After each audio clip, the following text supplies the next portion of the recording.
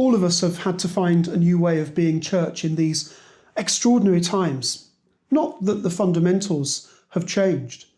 To use our Lord's summary, our love of God continues in our worship, and our love of neighbour continues in our prayer and pastoral care.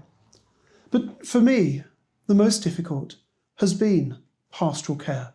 Not being able to go to someone's side, to hold their hand in their hour of need. That's been really tough. I could give several examples, but one in particular stands out for me. A much-loved member of my church family, Bob, developed COVID-19 early on. He deteriorated really rapidly. On arriving in hospital, he was rushed into intensive care and put on a ventilator. Fervent prayers were offered, hope never abandoned, and yet, in all honesty, things didn't look good. Not being able to be with Bob in hospital was difficult but understandable. But not being able to be with his wife, anxiously waiting at home and all alone, isolated in so many ways, was so much worse. Of course, there have been numerous phone calls, assurances of love and prayers, but was it enough?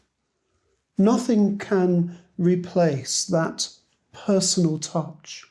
And yet, over the weeks, it has become clear that Bob's wife has felt supported through the most difficult times by a great feeling of being held in love and prayer by so many. But perhaps more precious during these lonely and frightening weeks has been her faith. In fact, I think it is her faith that has truly upheld her. We've been reflecting on Christ, the shepherd of his flock. My people hear my voice, he says. But then, most wonderful of all, he says that the shepherd calls his people by name.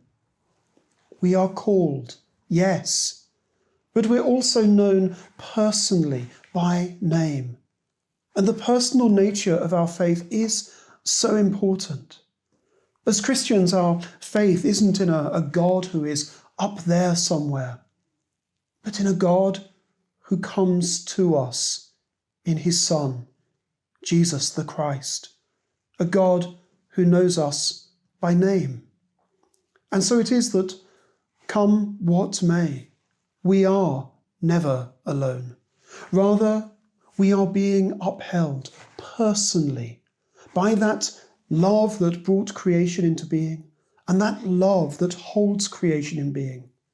Oh, how precious is that? Finally, you're probably wondering how Bob is doing. Well, after 3 weeks on a ventilator, he is slowly but surely on the road to recovery. And for that, thanks to the NHS, of course. But above all, thanks be to God.